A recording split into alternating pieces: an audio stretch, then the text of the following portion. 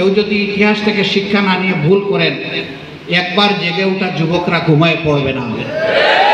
একবার জেগে ওঠা 18 মানুষ কারো মুখের দিকে তাকাবে না। তারা এখন অধিকার আদায় করতে শিখে ফেলেছে, সুতরাং অধিকার আদায় করেই ছাড়বে। সেই ব্যক্তি আমরাও যদি হই, আল্লাহ যদি আমাদেরকে কাজের জন্য নির্বাচিত করেন, গ্রহণ করেন, আমাদেরকেও সাবধান হয়ে চলতে হবে। ভয় করতে হবে আল্লাহ তাআলাকে, সম্মান করতে হবে জনগণকে, এবং কোনো কিছুর ভিত্তিতে এই জাতিকে আর বিভক্ত করা যাবে না। বিভক্ত করে আমাদের সর্বনাশ করা হয়েছে।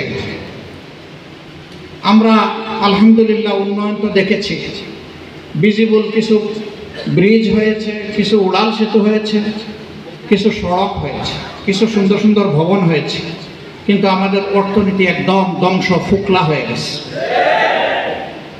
আমাদের সাথে সমানতালে দেশের বাইরে যুদ্ধ করেছে প্রবাসী, তারা এই জালিম সরকারের হাতে আর রিমিটেন্সের কোনো অর্থই দিতে চায়নি। 2 দিন যাওয়ার পরে কোর্ট জোর করে তখন তাদের কাছে কান্নাকাটি করতে হয়েছে, বাবুরা তোমরা ছেড়ে দাও, ধরে রাখো না, মুদ্রাগুলা দেশে পাঠাও।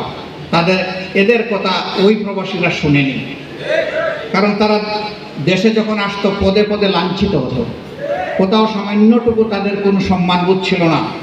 এখন আপনারা দেখতে পাচ্ছেন তারা দেশে এসে বলতেছে আলহামদুলিল্লাহ এবার নিজের দেশে এসেছি। এর আগে যেন মনে হতো যে আমরা রিফিউজি হয়ে অন্য কোনো দেশে গিয়েছি এবং রিফিউজির আচরণ আমাদের সাথে করা হচ্ছে।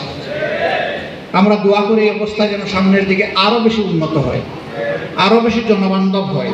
আমরা তাদের কাছেও কৃতজ্ঞ, তারা বিদেশে থেকে সমানতালে আমাদের সাথে যুদ্ধ করেছেন। তাদের কিছু লোক এই সংগ্রামে শরিক হতে গিয়ে মিটিল মিছিল করেছেন, সংশ্লিষ্ট দেশ তাদেরকে গ্রেফতার করে শাস্তি দিয়েছে। আমরা উপদেষ্টা মণ্ডলীকে বলেছি দ্রুত তাদেরকে ছাড়ানোর চেষ্টা করুন এবং সম্মানের সাথে তাদের পুনর্বাসিত করুন। আজকেও আবার বলবো যে এই কাজটা দেরি করা আমাদের জন্য ঠিক হবে না, যত দ্রুত সম্ভব সেই কাজটা সম্পন্ন করে ফেলা উচিত। আরেকবার আপনাদের সকলকে আমার পক্ষ থেকে, বাংলাদেশ জামাত ইসলামের পক্ষ থেকে আন্তরিক কৃতজ্ঞতা জানিয়ে, ধন্যবাদ জানিয়ে আমার বক্তব্য এখানে শেষ করছি।